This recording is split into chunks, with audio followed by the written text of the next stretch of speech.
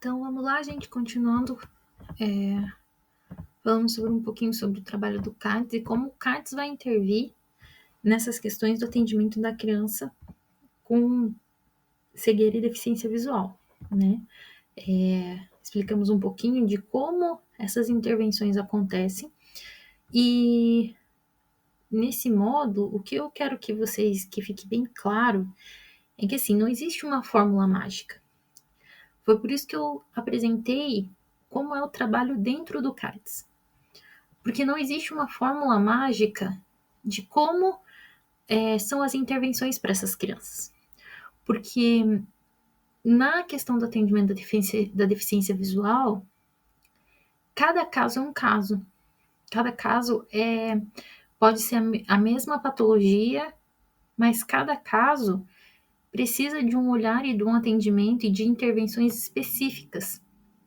E a única criança a única pessoa que pode dizer como fica melhor, qual a melhor ampliação de letra, qual é o melhor contraste de folha, é a própria pessoa, a própria criança que vai ser atendida, né? Então não existe uma fórmula secreta para a gente realizar isso. Então por isso eu trouxe todos os trabalhos que o CADS realiza, para que vocês tenham uma dimensão de que, assim como a questão do o ver não envolve só a questão da anatomia do olho, envolve todo um processo complexo do codificar, identificar, transmitir informação, não sei o quê. A intervenção para a criança com deficiência visual e cegueira, ela envolve inúmeros processos de atendimento até o resultado que se espera ter lá na escola em relação à aprendizagem e desenvolvimento dessa criança. Então, é necessário ter em mente que não existe uma fórmula secreta e que esse atendimento necessita de tempo, né? Esse resultado necessita de tempo e repetição. Porque pensem só, vocês já viram aquela história dos ratinhos? Que eles vão ver, são 5 ratinhos cegos, e aí eles encontram um elefante, e aí cada um tem um palpite do que é aquilo, né? Um toca o rabo e vê isso, acha que toca a tromba e acha que é uma cobra. O outro toca isso, toca outra parte do corpo, acha que é tal coisa, do elefante. Então, a criança, por exemplo, que tem o campo visual dela reduzido, ela vai ver partes de uma mesma palavra. E não vai ser a ampliação daquela fonte, o uso da lupa, que vai fazer com que ele veja melhor. Porque ele tem o campo visual reduzido. Ele tem a necessidade de um tempo maior para ele conseguir ver a palavra por completo, por exemplo. Tem a necessidade de uma repetição maior da mesma atividade, porque ele precisa conhecer, perceber, além do corpo dele, o ambiente em volta, porque ele não tem a questão do copiar, né, do copiar do outro, como o outro está fazendo, ele não tem uma referência visual. Então ele precisa conceituar, ter pré-requisitos para realizar algumas atividades, para que ele consiga executar aquilo de forma satisfatória. Então não existe uma fórmula mágica, tá? E aí eu trago aqui para vocês o slide que fala sobre as necessidades, tá, da criança cega ou DV, né, com deficiência visual. Então, a gente precisa pensar que todas as atividades que eu vou propor para o meu aluno com deficiência visual, ele precisa ter experiências, vivências com a manipulação e exploração do objeto. Então, ele precisa ter essas vivências. Então, eu vou ensinar sobre formas geométricas. Se eu for só adaptar uma atividade em relevo para uma criança, por exemplo, de uma caixa, ela precisa ter tido contato com essa caixa. Não com essa específica, mas com modelos de caixa. Porque não adianta só porque a adaptação em relevo, ela vai estar em 2D. Entende? Ela só vai estar ali no plano tátil. Não significa que o conceito, para que serve, como é, existem vários tamanhos e modelos de caixa. Então, eu preciso proporcionar vivências para o meu aluno, de manipulação e exploração de objetos, tudo aquilo que eu possa auxiliar na aquisição de conceitos de mundo para o meu aluno, né? Que aí a gente já vai para o segundo tópico, né? Automaticamente, que é o auxílio para conceituar o mundo à sua volta. Então, eu dei uma caixa, ou, por exemplo,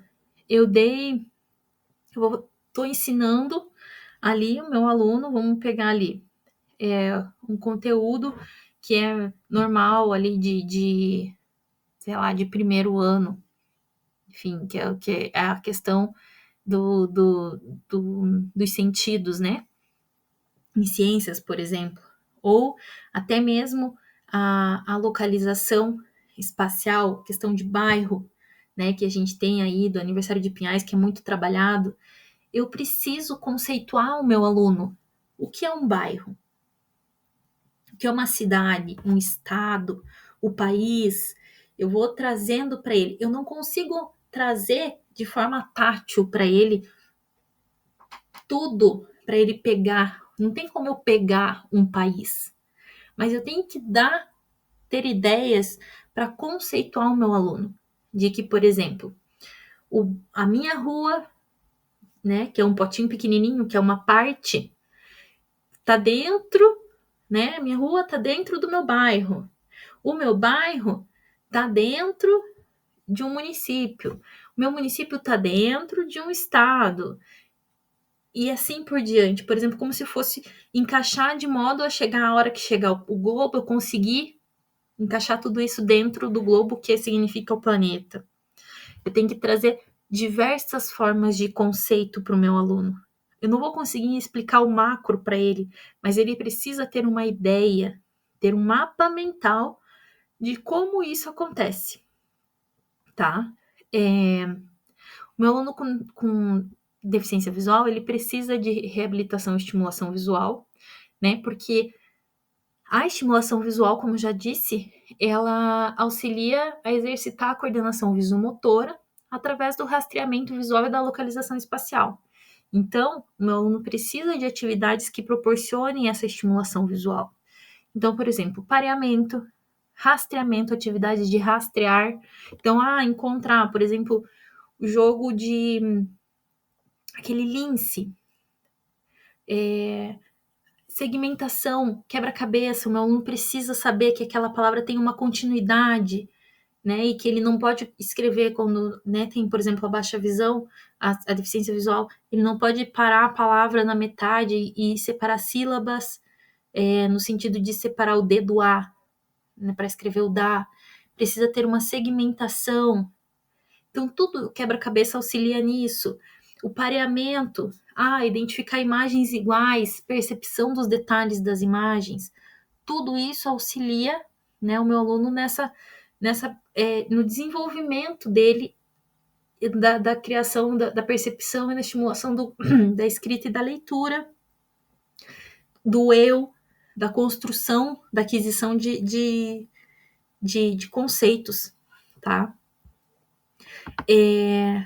Uma outra necessidade da criança cega ou com DV é a eliminação de barreiras arquitetônicas.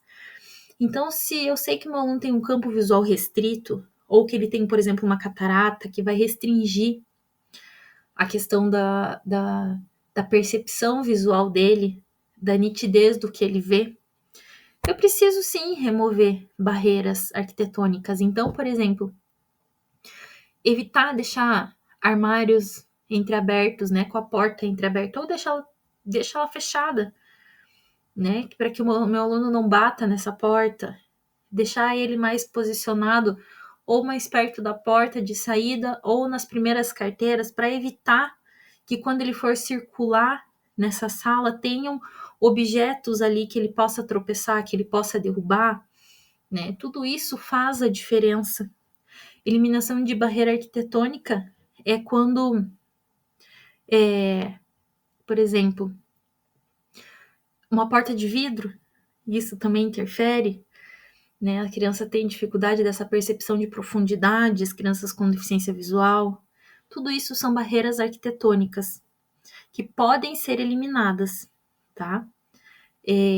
A questão por exemplo, a criança com baixa visão, ela pode ter fotossensibilidade, que é a sensibilidade em relação à luz. Então, eu tenho que pensar onde que a minha criança vai estar sentada. Aonde que ela, porque vai dar reflexo no quadro. Se eu não consigo, por exemplo, solicitar, né, a equipe gestora da unidade, equipe pedagógica, uma cortina que seja mais grossa, um blackout, para deixar a luz, né, um ambiente mais confortável, um ambiente mais escuro, porque muitas vezes muitas crianças precisam. Se eu posso, se aquela criança precisa, por exemplo, de uma tábua de inclinação para cópia, né? Que aí a criança tá aqui, ela vai copiar assim, o quadro vai estar lá e o caderno dela vai estar apoiado aqui, ela consegue copiar daqui, porque dependendo da patologia, se essa criança tem nistagmo, quanto menos movimento com a cabeça ela fizer para copiar, melhor. Então, tudo isso são eliminação de barreiras arquitetônicas. Então, a organização dos espaços para que eles propiciem mobilidade, isso eu já expliquei. A criança, ela muitas vezes vai ter necessidade do uso de recursos ópticos, que é a ampliação de material, a lupa, o óculos, né? Tudo isso são questões que lá no CADES a gente orienta a criança, orienta a família e posteriormente passa orientação para a escola também. Mas é no CADES que a inserção desses recursos ópticos iniciam.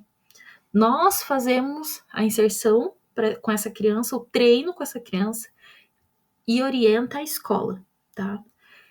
E essa criança vai com certeza precisar da adaptação de materiais, né? Então, vai precisar da adaptação de materiais, seja ampliação de letra, de fonte, né, nas atividades dela, e esse teste o CADES também realiza. Vai precisar muitas vezes de um material em braille, né, de um material, enfim, com adaptação tátil. Tudo isso é realizado lá no CADES, mas não significa que a escola não possa fazer, porque muitas vezes precisa para algo que a professora já tem domínio, porque já atende esse aluno desde o início do ano e já entende quais são as necessidades dele. Não significa que precisa ficar esperando para que o centro de atendimento realize. A própria escola pode realizar se ele já tem a orientação. E geralmente as profissionais que atendem as crianças já passam essa orientação diretamente para as unidades, tem na pasta das crianças, enfim.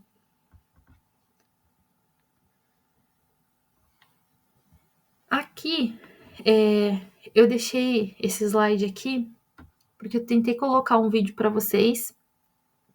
Chama Las Cores de las Flores.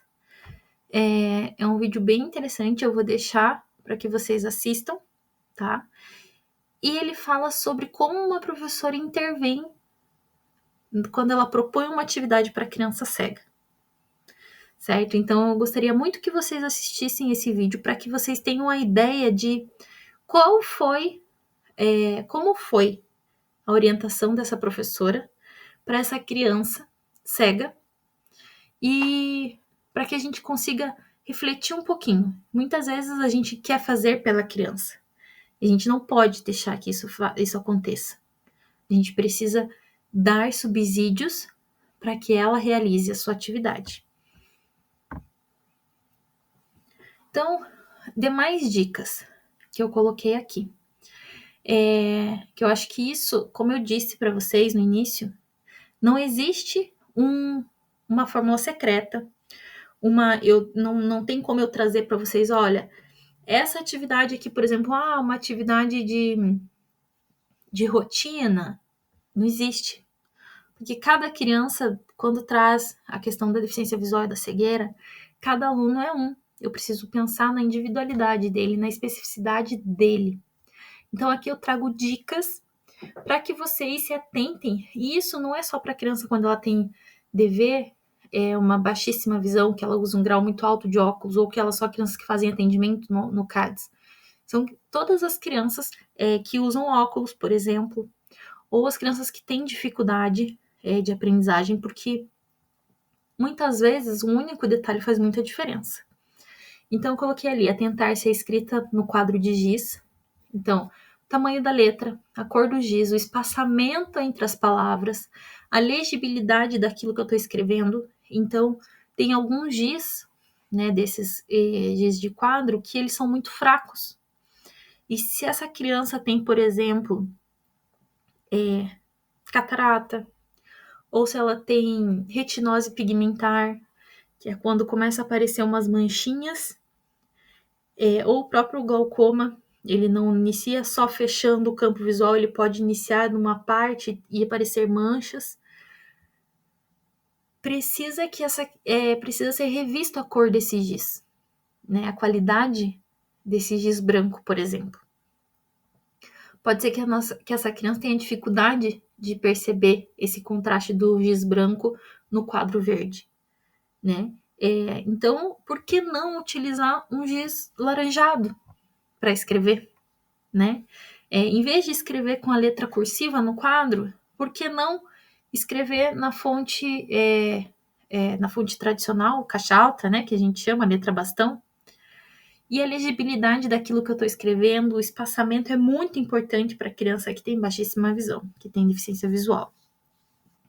A incidência da luz, então a iluminação, o professor precisa se atentar a isso, porque muitas vezes ela precisa ser reduzida ou ajustada de forma que ela não fique nem muito escura, nem muito clara. Então, talvez fechar a porta da sala e apagar as luzes da primeira fileira e deixar só as luzes do fundo, isso pode ajudar a criança. Ou assim, tem crianças que necessitam que fique muito claro, porque ela já tem uma penumbra no olho, né?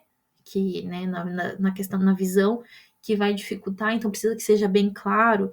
Tudo isso pode ser conversado direto com a criança ou com a professora que realiza o atendimento dele. Atenção para as figuras, imagens e desenho nas atividades.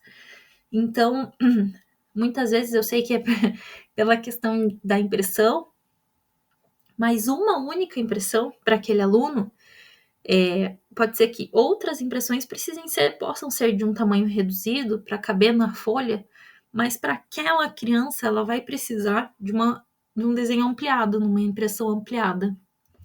E quando eu amplio esse desenho, eu preciso verificar a nitidez daquela imagem, porque ele pode pixelar. Então precisa ver, quando você coloca no Google lá e pesquisar imagens, tem a opção ferramentas e você pesquisa só imagens grandes. Isso ajuda muito a criança na questão da nitidez da imagem, na nitidez do contorno daquilo que ela está vendo, tá? Então, canetas e lápis com tons mais fortes e com a ponta mais grossa. Então, por exemplo, proporcionar para uma criança uma lapiseira 9D, por exemplo, né, com grafite, ou o próprio lápis 3D, né, HB, 3B, né, 6B, que a gente fala, que deixa a escrita mais forte para aquela criança. Escrever, por exemplo, com aquelas canetinha mesmo, preta, para ele auxilia na questão do contraste com a folha, porque muitas vezes o traço fino da caneta e do lápis ele não vai ver. Cadernos de pautas ampliadas, também esse trabalho o CADES realiza, verifica e orienta a escola, dá uma pauta guia para a escola fazer a cópia para elaborar um caderno para essa criança, caso exista necessidade. E aí nós temos também as guias de leitura e escrita e as pranchas de plano inclinado para leitura e escrita. A prancha foi essa que eu falei para vocês, que o caderno fica assim, encostado, né, apoiado, e as guias de leitura e escrita é quando eu tenho uma folha como se fosse uma capa de caderno preta e eu só tenho um recorte. E aí auxilia a minha criança a localizar qual é a linha que ela tá. Porque, por exemplo, quando ela tem nistagmo ou quando ela tem baixa visão, ela vai se perdendo ali em qual letra, em qual palavra, em qual linha ela tá. Então, esse guia de leitura auxilia.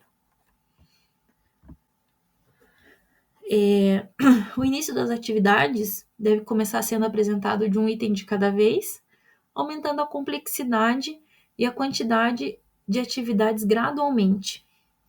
Então, Quanto menos informações, melhor para essa criança que tem baixa visão, porque senão vão ser muitos detalhes para ela perceber na mesma folha. A realização do teste de acuidade visual. Aqui eu coloco para todas as crianças da turma. Porque aquela criança que tem baixa visão, que tem deficiência visual, que tem cegueira, provavelmente essa criança já faz atendimento no CADES. Mas as demais crianças, quando eu suspeito de alguma dificuldade que pode estar relacionada à deficiência visual, é importantíssimo eu fazer o teste de acuidade visual, tá? Então, cada permanência, por exemplo, não precisa dedicar as 4 horas da permanência, mas 1 horinha, né? Pega lá um número X de crianças. Na próxima, pega mais algumas crianças e vai fazendo, vai anotando. Se você verificar que existe alguma alteração de resultado, precisa passar para a equipe gestora para encaminhar essa criança, né? É importante oferecer a essas crianças atividades concretas, propiciando oportunidades de vivências com a manipulação de objetos, exploração de objetos concretos, facilitando assim a aquisição de conceitos posteriores de acordo com os marcos de desenvolvimento visual. Então, não adianta eu, por exemplo, oferecer um quebra-cabeça para uma criança de 3 anos. Um quebra-cabeça de, sei lá, 10 peças. Não. Essa criança de 3 anos vai conseguir, no máximo, fazer a montagem de um quebra-cabeça de 2 a 3 peças. Né? E, na verdade, de 3 anos, talvez de 2 peças. Se ela tem um resíduo visual bom. Então, eu preciso saber dosar o que eu quero, qual o meu objetivo com essa atividade e propiciar experiências e exploração de objetos, tá? Para minha criança. Então aqui eu trouxe exemplos, tá, para vocês. Então aqui, exemplo de manipulação de exploração por meio do concreto. Então, trazer para a sala de aula objetos que estejam relacionados com os temas que estão sendo trabalhados em sala de aula. Então, ali, eu trouxe para trabalhar questão de relevo com a minha criança. Então, um mapa, eu sei que é algo que é complexo de fazer, que toma tempo, mas pode ser adaptado de N formas, que a internet está cheia de sugestões e que o CADES pode auxiliar também, tá?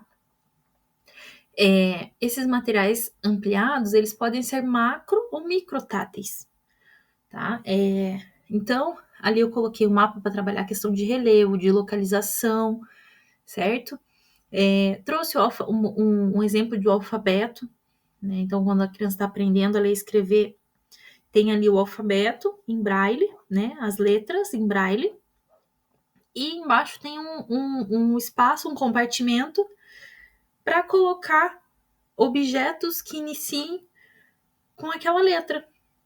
E isso pode ser feito para todas as crianças, não precisa, pode ter a letra em braille, pode ter a letra visual, né, a consigna ali, e aí o objeto que inicia. Isso vai auxiliar para todas as crianças, não é algo que é tão difícil de ser feito, né? Eu trouxe ali o globo terrestre com os nomes ali, a adaptação do globo terrestre em braille, e um mapa também em braille, tá? O mapa do Brasil. Esses objetos vocês podem emprestar lá do CADES. A gente tem alguns objetos e o que a gente não tem, a gente pode auxiliar na elaboração. Eu coloquei ali, por exemplo, um mapinha e um cachecol. Por que um mapinha e um cachecol? Porque é muito difícil para a criança, para todas as crianças, não só quem é deficiente visual, conseguir imaginar o que é um mapinha, né? E se eu posso pôr um desenho para a criança ver o que é o mapinha, porque eu não posso trazer o objeto pinha para a criança tocar, para todos tocarem. Isso vai conceituar para aquela criança, isso aqui é uma pinha, né? Eu sei que quando falar em pinha, automaticamente essa criança vai ter essa memória tátil. Assim como o cachecol. Então eu estou ensinando lá sobre a questão dos dígrafos, né?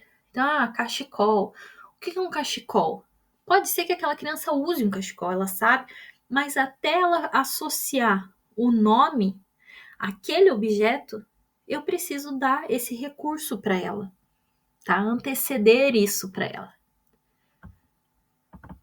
E aí, aulas de campo, né? Então, por exemplo, a visita a mercados, museus, bosque, tá?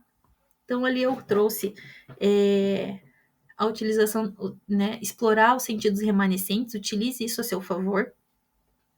Então, por exemplo, a questão do mercado é para trabalhar, assim, questão, por exemplo, de peso, matemática, né? Qual objeto pesa mais?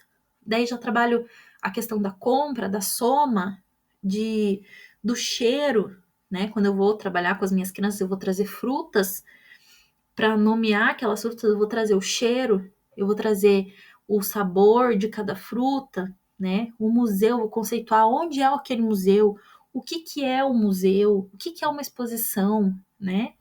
Qual a diferença entre um bosque e um parque? Eu vou poder levar ela, porque no nosso município tem bosque e tem parque, né? E abusar dos sentidos remanescentes. Então, eu coloquei 2 imagens ali, que uma tem o desenho de uma árvore tátil.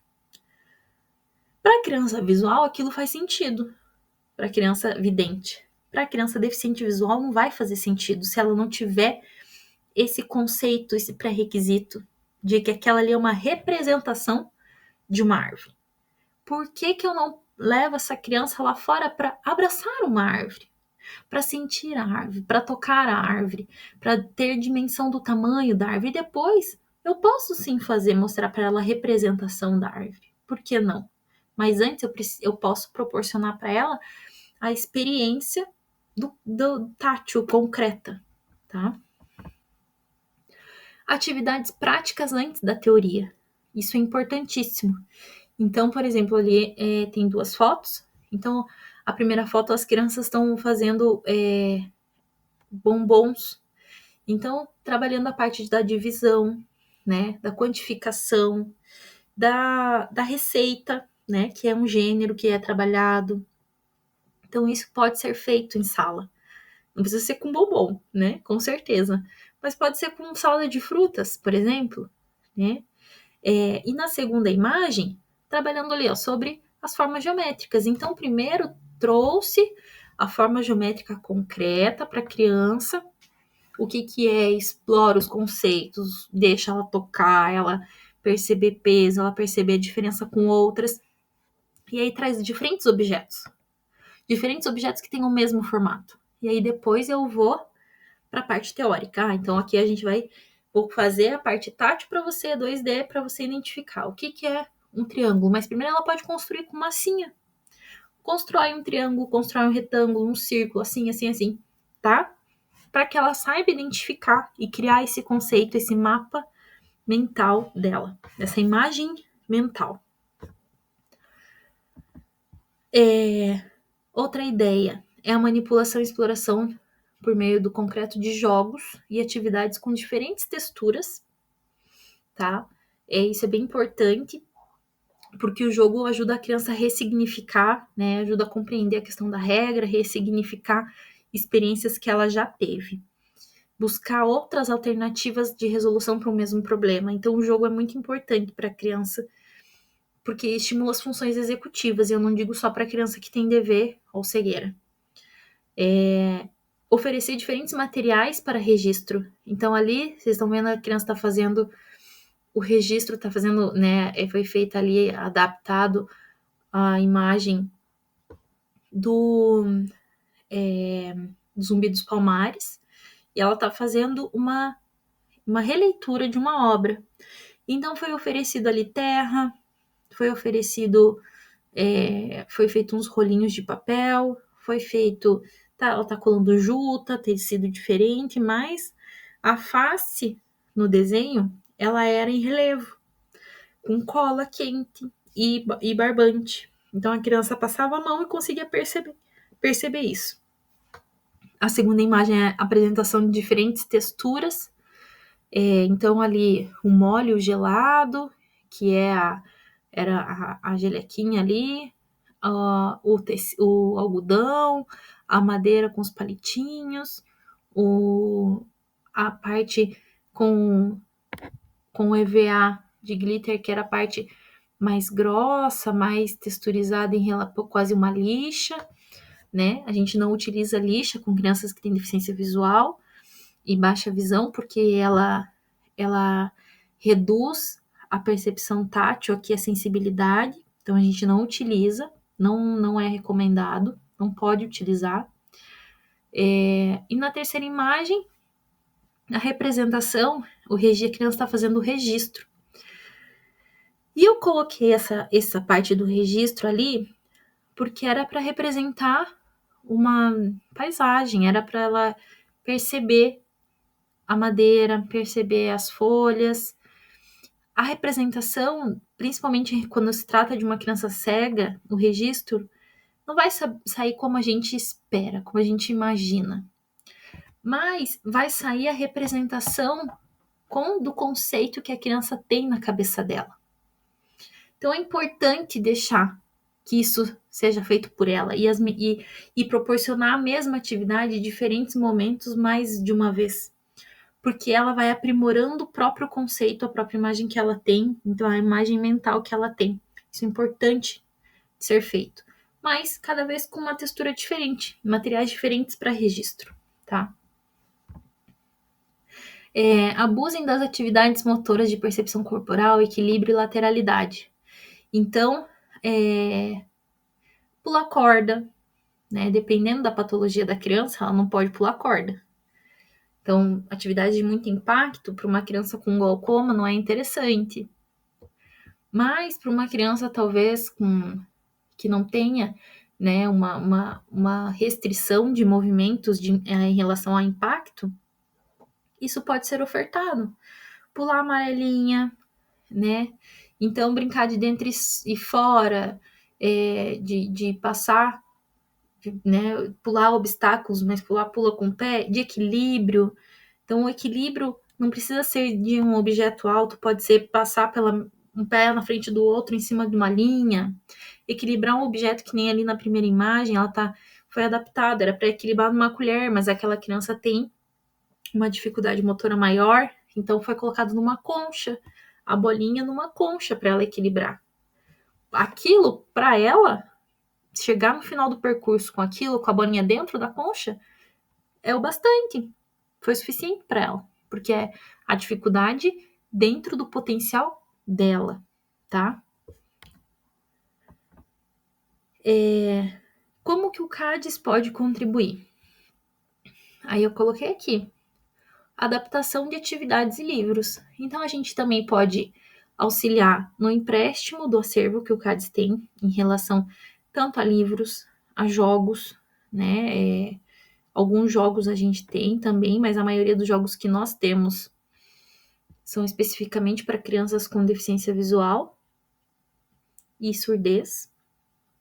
Mas a gente pode auxiliar, tanto propondo, né, quanto a ideias, quanto também na elaboração de novos jogos, mas também, caso seja possível e que a gente consiga atender. Mas, por exemplo, multiplano, réguas e outros materiais aqui, transferidor, enfim, que tenha marcação para criança cega, né? Mas a gente também orienta a criança, faz o treinamento dos materiais adaptados e das tecnologias assistivas, e como essa criança faz a utilização desses materiais, né? Então, ali o braille, o livro ampliado, um cartaz, auxilia, faz o cartaz, auxilia na produção do cartaz adaptado. Também fazemos o treinamento, como eu disse ali no slide anterior, das tecnologias assistivas. Nós treinamos os alunos para fazer o uso desses materiais. Então, por exemplo, da reglete, que é a primeira imagem, a reglete é aquela a partinha cinza que está na diagonal ali sobre a prancha de madeira. E a punção é o furadorzinho que a pessoa cega utiliza para fazer o registro na reglete. A gente vai ensinar o nosso aluno a usar a reglete. A Perkins, que é a máquina de escrever em braille, vai auxiliar o aluno, por exemplo, e a escola, né, na ampliação de alguns livros, porque muitas vezes os livros didáticos, na maior parte das vezes, eles não vêm ampliados de forma satisfatória, demoram bastante para chegar das editoras. O que a gente consegue, a gente auxilia na edição, né, na ampliação. na adaptação, mas a maioria a gente não consegue realizar. E aí a gente precisa ser feito o pedido para a gráfica. A gente auxilia no treinamento de como usar, por exemplo, ali que eu falei para vocês, a lupa, tá? Porque existe um jeito certo da utilização da lupa. Adapta ali o caderno de pauta ampliada, tá ali o modelo para vocês. Livros táteis também, parte da produção e de como o CADES pode auxiliar. O NVDA, que é um programa de leitor de tela.